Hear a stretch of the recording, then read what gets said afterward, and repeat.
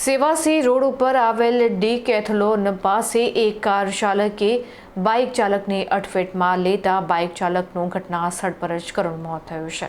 શહેર નજીક આવેલ સિંધરોડ ગામે રહેતો મિતેન્દ્રસિંહ જાદવ બપોરના સમયે બાઇક લઈને અંગત કામે બહાર નીકળ્યો હતો। તે બાદ સિંધરોડ રોડ ઉપરથી તે પસાર થતો હતો। તે દરમિયાન સેવાસી ડીકેથલોન પાસે પૂર ઝડપે પસાર થઈ રહેલ કાર ચાલકે મિતેન્દ્રને અડફેટમાં લીધો હતો, જેમાં તેને જોરદાર ટક્કર વાગતા સારવાર માટે ગોત્રી હોસ્પિટલ ખાતે લઈ જવામાં આવ્યો હતો, જ્યાં ફરજ પરના તબીબે તેને મૃત જાહેર કર્યો હતો।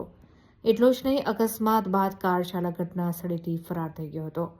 અકસ્માત મોતના બનાવ સંદર્ભે તાલુકા પોલીસને જાણ કરવામાં આવતા પોલીસે કાયદેસરની કાર્યવાહી હાથ ધરી મૃતદેહને પોસ્ટમોર્ટમ માટે ખસેડવાની તજવીજ હાથ ધરી હતી।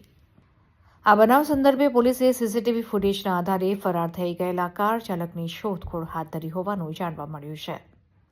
મૃતક યુવાન આણંદ ખાતે વકીલાતનો અભ્યાસ કરતો હોવાનું આ સેવાસી મેન રોડ પર ડીકેથલોન મોલ છે, તે અમારા ભાઈ જતા હતા સ્કૂટી લઈને, મોપેડ લઈને, અને પાછળથી કોઈ ગાડીવાળાએ ટક્કર મારી અને રોડ પર પડી ગયા અને રસ્તામાં આવતા જતા લોકોએ જોયું પણ એ ગાડીવાળો ફરાર થઈ ગયો અને ભાઈનું ઓન ધ સ્પોટ મોત થઈ ગઈ અને 108 મારફતે અમે હોસ્પિટલ આવ્યા છે।